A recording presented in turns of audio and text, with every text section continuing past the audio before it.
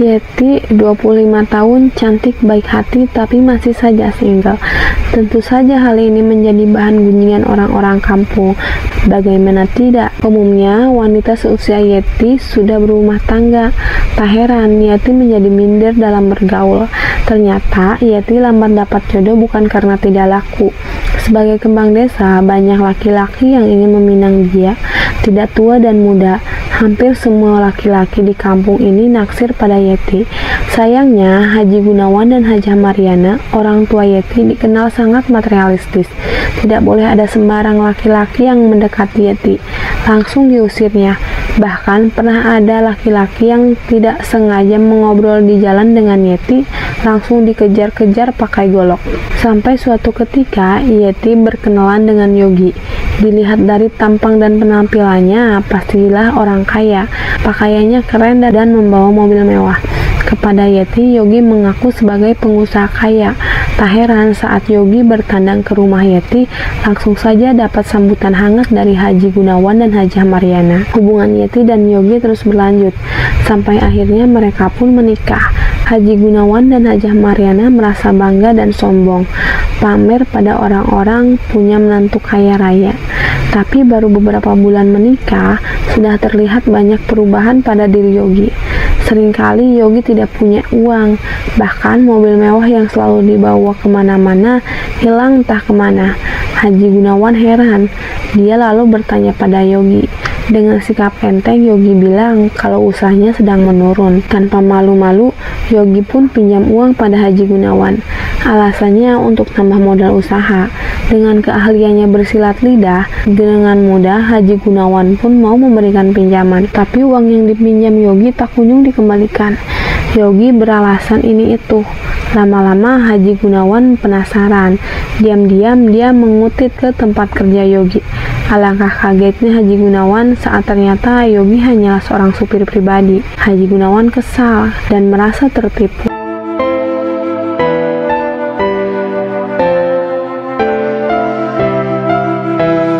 Kemarahan Haji Gunawan benar-benar tak terbendung. Yeti dan Yogi dipaksa bercerai, tapi Yeti malah memilih Yogi. Dia tidak mau dipisahkan. Saking marahnya, akhirnya mereka pun diusir. Yeti dan Yogi kemudian tinggal di rumah kontrakan. Hidup seadanya, bahkan untuk makan sehari-hari saja mereka kekurangan. Parahnya lagi, Yogi dipecat dari pekerjaannya. Terpaksa dia harus kerja serabutan, jadi kuli panggul di pasar, dan lain sebagainya. Dasar memang nasib lagi apes. Suatu ketika dia lagi memikul barang, malah keserempet motor. Yogi jatuh, barang yang dibawanya pecah. Yang punya barang marah, minta ganti rugi. Yogi benar-benar sial. Bukannya pulang bawa uang, malah harus pinjam uang pada orang. Yogi makin marah lagi saat sampai di rumah tidak ada makanan sedikit pun. Yeti dimaki-maki. Terpaksa Yeti diam-diam pergi ke rumah orang tuanya untuk minta beras. Tapi sampai di rumah dia malah kena marah lagi Haji Gunawan. Yeti dianggap anak durhaka yang melawan orang tua. Yeti dikurung di kamar, tidak boleh menemui Yogi lagi. Sementara itu Yogi merasa kesal karena Yeti pergi dari pagi tidak pulang-pulang. Dia pun akhirnya nekat mendatangi rumah mertuanya. Tapi baru sampai di pintu rumah, Yogi langsung diusir oleh Haji Gunawan. Sejak saat itu lo gak usah lagi nemuin anak gue. Lo lelaki brengsek yang cuma bisa nyengsarain anak orang. Yogi benar-benar sakit hati. Dia pun segera menjatuhkan talak 3. Yogi juga balik mengancam kalau semenjak hari ini Yeti tidak akan bisa kawin lagi dengan cowok lain.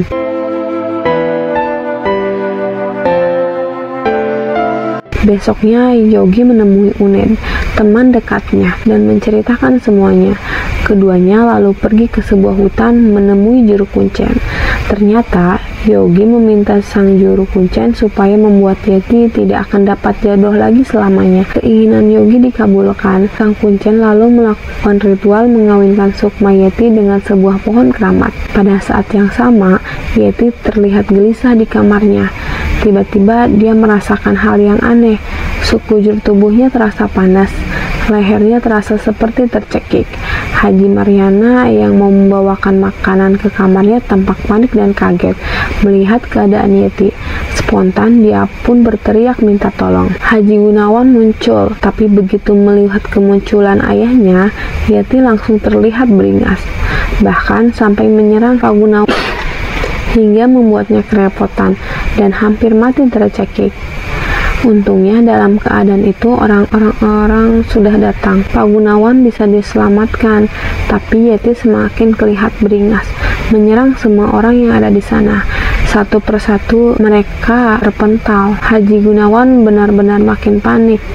Salah seorang warga bilang supaya minta bantuan Ustadz Romli.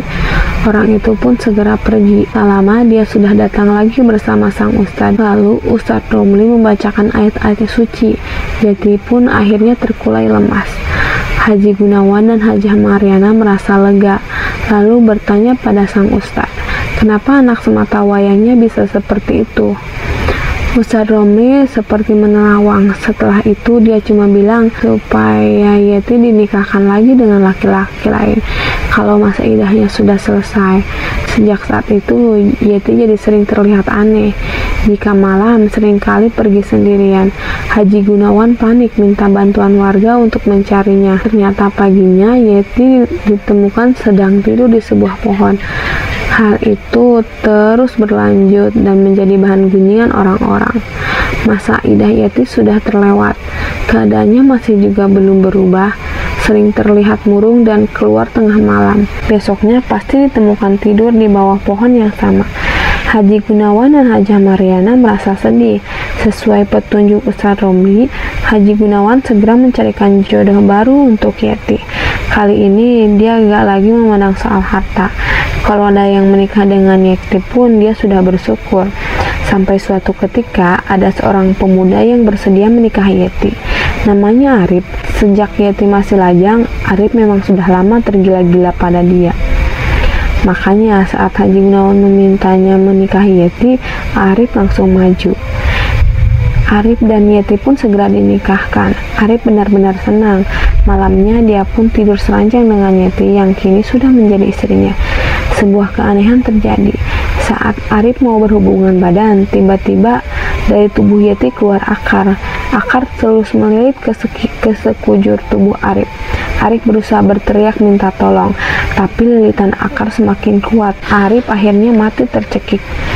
Kejadian itu tentu saja benar-benar bikin heboh. Bahkan sampai ada yang menuduh Haji Gunawan melakukan pemujaan.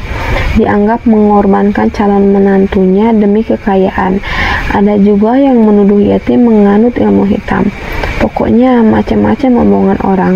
Haji Gunawan dan Hajah Mariana semakin malu dan bingung.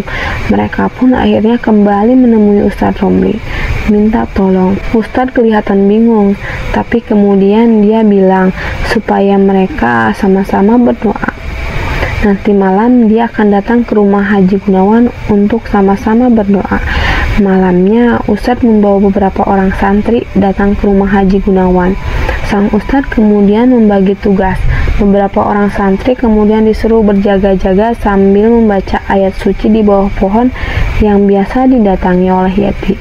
Sementara sang Ustadz dan beberapa orang santri lainnya membaca ayat suci di rumah Yeti. Sebuah keanehan terjadi. Saat Ustadz Romli dan para santri lainnya sama-sama membaca ayat suci, tiba-tiba Yeti seperti kerasukan, marah-marah dan keluar suara laki-laki. Ustadz dan yang lainnya terus membaca ayat suci, semakin keras lagi suaranya. Yeti terus mengamuk, lama-lama mulai lemas, lalu keluar sesuatu dari tubuh Yeti, melesat ke arah langit.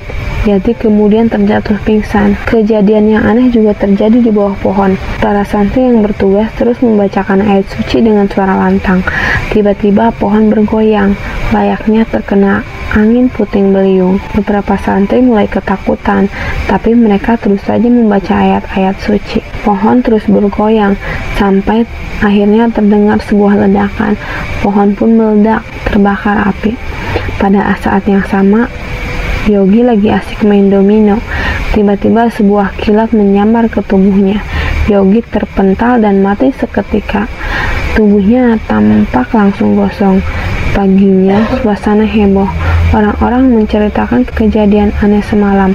Ustadz Romli menyarankan supaya keluarga Haji Gunawan mengurus jenazah Yogi dengan layak. Dia juga meminta supaya Yeti memaafkan semua kesalahannya. Haji Gunawan dan yang lainnya nurut.